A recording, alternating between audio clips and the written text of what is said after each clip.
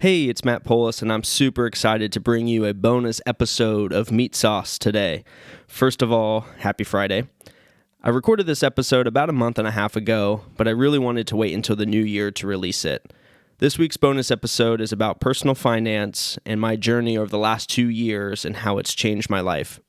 I do want to preface the episode by saying that the majority of the tips and steps that I mention are not my own.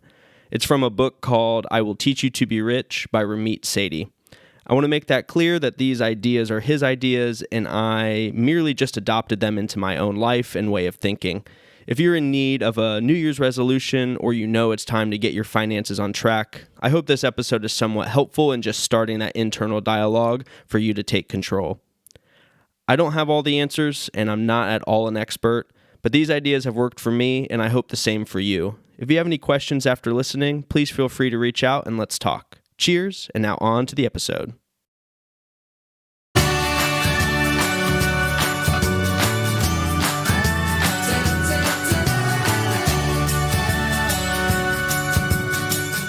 Hey, what's going on? It's Matt Polis, and it's time for another episode of MeatSauce. Welcome back. I hope you're doing well. I've got a bit of a different episode for you today. I'm going to be doing this from time to time where I create an episode based around a topic that I'm passionate about or interested in. Today I'm going to be talking about personal finance and some simple steps that helped me move forward in my financial journey, can hopefully help you take control of your money and your life if this is something that you feel has been missing. A little background on me. It started as a New Year's resolution back at the start of 2019, and now has really blossomed into this new mindset and this new way that I live my life. You know, I was never somebody who was necessarily bad with money. It just took me a long time to care enough about it and to do something about it. I want to first start off by saying I am nowhere near a finance expert. I don't think I know everything there is to know about money. What I can offer, though, is personal experience, a drive to learn and be better. And because of that, I think I have something to offer. I hope this helps you, and maybe we can, have a further conversation about this if it does pique your interest. So, to start, I would ask you, what do you want to get out of your financial journey? Maybe jot down some thoughts on what you want out of life and in which money then can help with. And for me, I've created several different, financial goal lists, ways I'm going to get there.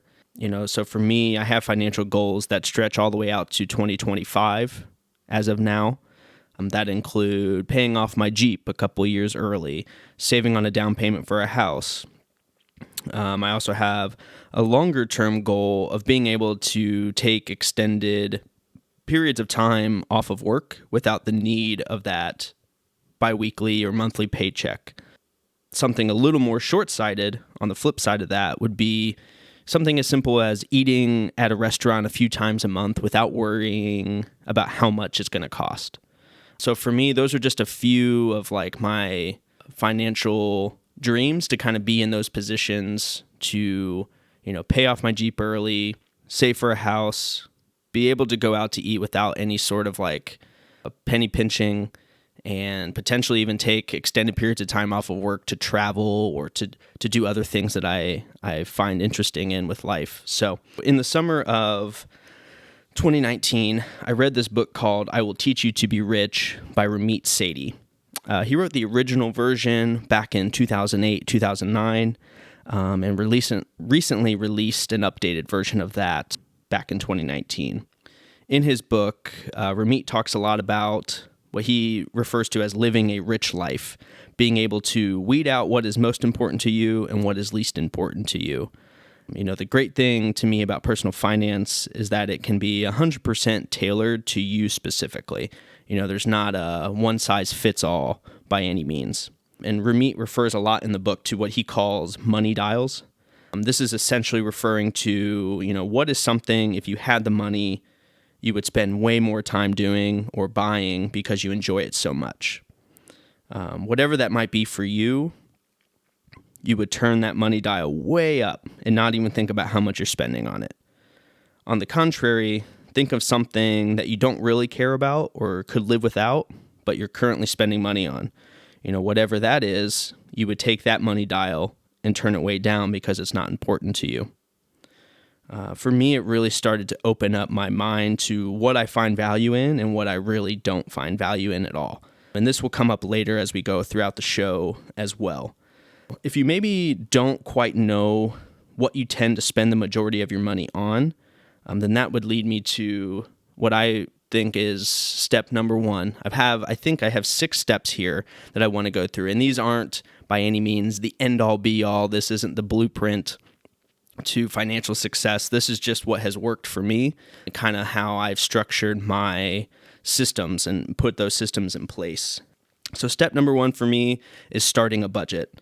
As you probably hear all the time when you're looking for new ways to save money or to understand where your money is being allocated, the first thing you probably read about is starting a budget. I want to preface this with a budget is just a basic starting point and hopefully something you won't need to use after you get your systems put in place. This can either be on an Excel spreadsheet or, for me, my personal choice, a budgeting app on my phone. It's something that's always with me, something I'm able to update, on the fly as I go or check regularly. So for me, I use the app Mint, M-I-N-T, and this app will connect all of your bank accounts and credit card accounts and will put them into one place. Then it will track your transactions based off of where you spent money, and it will put those purchases, into different categories such as restaurants, fast food, bars, groceries, alcohol, etc. It can also track, rent and mortgage payments along with car payments and insurance. So it kind of is able to just keep track of where your money is going month by month and by which credit card you're using or how you're paying for those things. It kind of lets you know all of that as well. I highly recommend, starting out here, if you're starting a budget for the first time, you're not super interested in like creating your own Excel spreadsheet, I would look at the Mint app. It's free. It really helped me understand where my money was going, and I kind of almost treated it like a game. Like I created my budget for the month, and it was almost a challenge to see, can I stay underneath that, and how far can I stay underneath that? And, I spent this much on restaurants. Let's see next month, can I spend less than that? So on and so forth. So I made a little bit of a game out of it, and that for me made it a little more enjoyable. So once you have your budget figured out, it's time to stick to it. And you might be thinking, well, duh, Matt. But in reality, there's always that honeymoon phase of starting something new.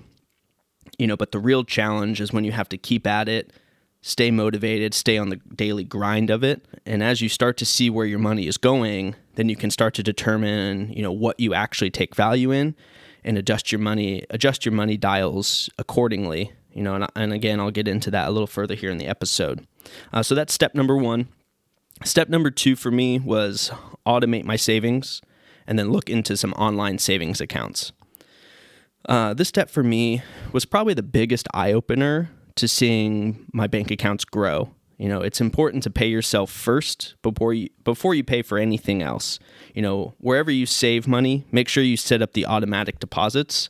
So whenever you get paid, that money will automatically be withdrawn from your checking account or wherever your home base is for your money. It will be automatically withdrawn from there and deposited into your savings. This can be, that amount of money can be whatever your budget allows. If it's $10, then it's $10. If it's $100, then it's $100. Do what you are comfortable with, and as you're able to save more, then save more. But definitely don't put yourself in a bind. Don't try to be a little too aggressive on saving and not leave yourself enough money to be able to live. You want to make sure, saving money is important, but if you're saving all your money, you're probably not able to really enjoy it a whole lot. When it comes to choosing a savings account, I always used to use my primary bank, and my primary bank is Chase. And so I just had like my checking with Chase and I had a savings account with Chase. And I started to notice I would basically be earning monthly about 2 cents in interest in my savings account, which is awful, obviously. So I started looking into some online savings accounts and realized that the interest rates are significantly better. They're not gonna make you rich, but they're at least gonna make you, several dollars a month, depending on your balances. I started looking at online savings accounts, and for me, an online savings account was helpful because the money felt like it was almost imaginary. It wasn't something physical that I could just go withdraw from a physical bank, so it felt like it's kind of tucked away, kind of hidden a little bit in a way, and for me, I want that because that money for me is being saved for emergencies at this time. So I certainly don't want to spend it on something when it's meant to be there for an emergency. So for me, an online savings account was great to move away from the physical bank and be able to kind of have my money further away from me. Even though it's on my phone, it still feels like it's a challenge to get the money to me where I can spend it. So for me, I use Marcus by Goldman Sachs. I don't know why I chose them. At the time that I was looking up online savings accounts, they had one of the higher interest rates. But there are several good online banks. I know Ally is good. Capital One, I think, has a decent one. I think Discover has one too. But I would just read up on a few different ones and see which one offers the best options for your needs. These online companies won't make you rich with interest, but they will certainly make you more money than holding a savings account with a bank like Chase or Fifth Third or any of that. And those online savings accounts, again, they all have their pros and cons. So really just read up on which one sounds the best for you and just pick one. So the focus is more so on saving money, not necessarily on where it's being saved. So that's step number 2. Step number 3, and this may not be for everybody listening, but this may be for you, is maximize the benefit of your credit cards. Credit cards are often looked at as this scary thing that could ruin your life if you're not careful. And that actually is definitely true, but I want to talk about a couple ways to maximize the benefits of credit cards and how you can use them to your advantage. So one way to utilize credit cards is the cashback rewards. I have a few different credit cards, and I typically have a specific purpose for each one of those based off of what cashback they're giving me. So, for example, if a card gives me the best percentage back on groceries, I will always use that card for groceries, and same for restaurants, etc. This changes every few months as cards and companies tend to change what their categories are for which percentages of money you can earn back. Any card that doesn't have an annual fee and then also allows you to earn up to 5% back on certain purchases are the best cards, in my opinion. 2 examples for me that I use are Chase Freedom and my Discover card. And then between all my cards, I'm probably racking up a couple $100s in cash back rewards a year. So just for using credit cards to pay off my normal everyday, every month expenses, I'm able to receive a lot of cashback rewards and then use that towards either paying a bill, like a phone bill, buying something, that, maybe is fun that I can just use those rewards for. All that's happening because I'm using my credit cards to pay for as much as I'm able to. I don't use a debit card anymore. I used to always, but I stopped so that I could start to maximize, my potential cash back with that. If you're somebody who at this point needs to just be able to control your spending, then a debit card is good. If you need help controlling that spending, credit cards can feel like free spending, even though they obviously aren't free at all. So if you need to start with a debit card to control spending, then definitely do so.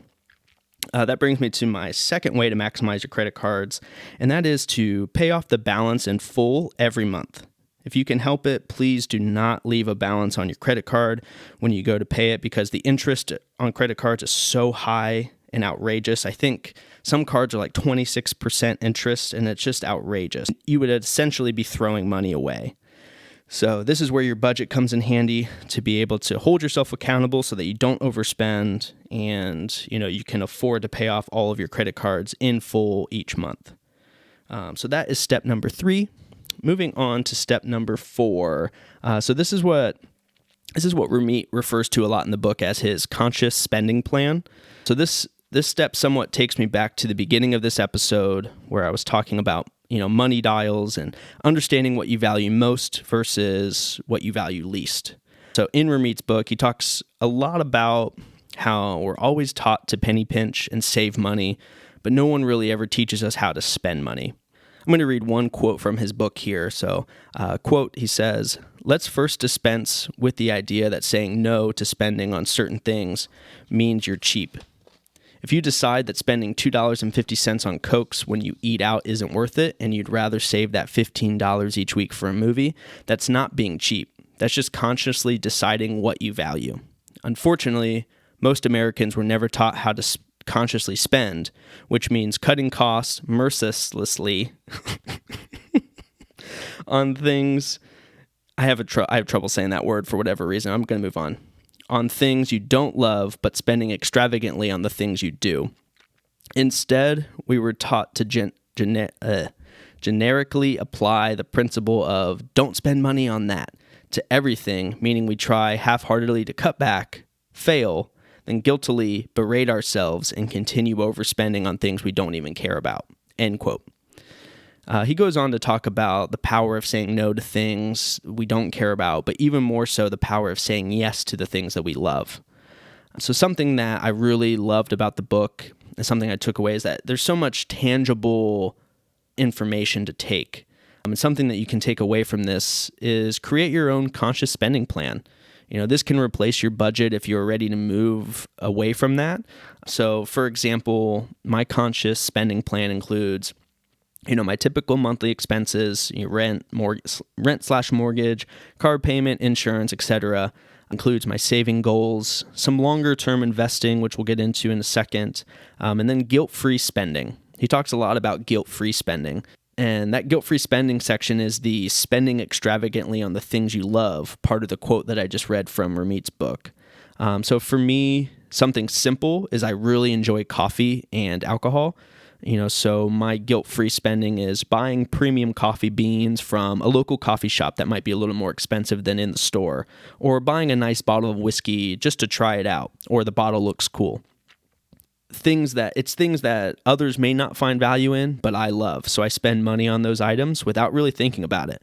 But maybe I don't find as much value in eating at a restaurant all the time. So I cut back money that I spend on that, So to reference another book here that I read that really changed my perspective, it's called Your Money or Your Life by Vicki Robbin. She uses the idea that buying things or buying experiences is using the hours of your life to pay for that thing or that experience. So let's say you make $20 an hour and you want to buy a coat for $400. You have to ask yourself, is that coat really worth 20 hours of my life? Half of a work week, And if so, then buy it without hesitation. But it really starts to put into perspective what you value and what you don't. And I think this idea of using hours of my life to pay for things really allowed me to say and be okay with saying no more often. So the conscious spending plan, I think, is a great way to think about it as opposed to a budget. It's more so spending as opposed to not spending, right? Because we spend so much time talking about trying to save and penny pinch and cut back. But then if you do all those things and you have this money, you don't really know what to do with it. You don't really know how to spend it. No one talks to you about how to spend it. So something I really liked out of Ramit's book is he focused so much more on actually spending it and spending it on things you love and not spending money on things you don't. So moving on to step number 5, and this is kind of that next level of money management and building wealth is investing. And not everybody can right now, and that's totally fine. I just started, really when I started this whole journey of personal finance. So I'm definitely not educated enough to truly tell you how and where to invest. There's so many ins and outs. But I will tell you what I do, and then you can do some research yourself if you would like. I do know one thing about basic investing is that it's not about timing the market and trying to make the most money at this crazy time with Bitcoin or whatever it is. It's not about timing the market. It's about having time in the market. Long-term investing is one of those key ways to build wealth over a lifetime. If you can't invest much right now, that's okay. Start with something really small, and when you can invest more, start to invest more. So for me, I have a 401k through my job.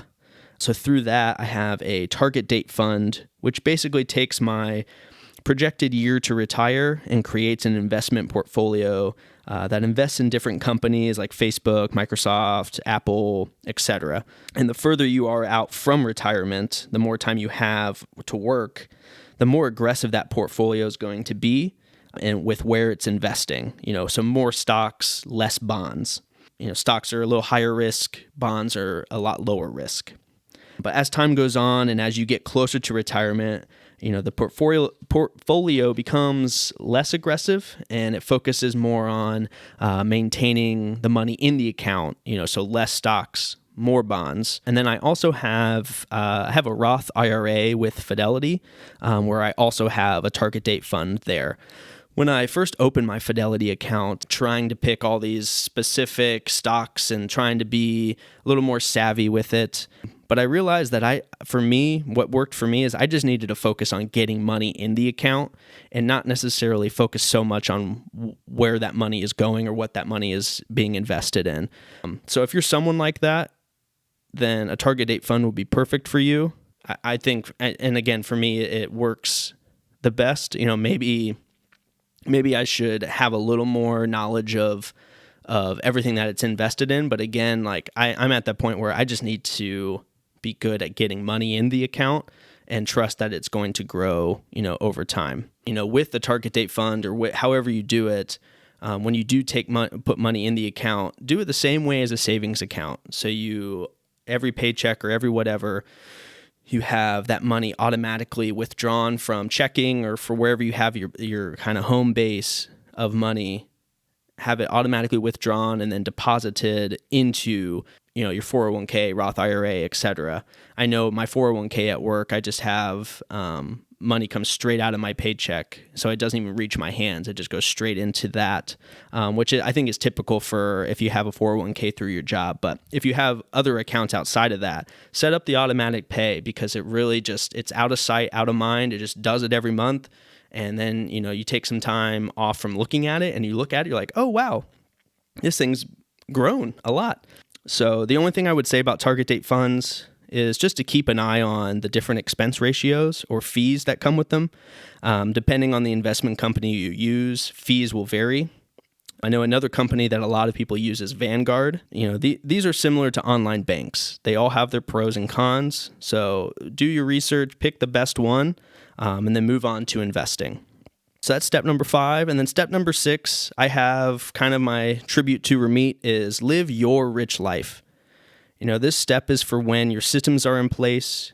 You've got your savings account, they're automated, money's going in there every month automatically.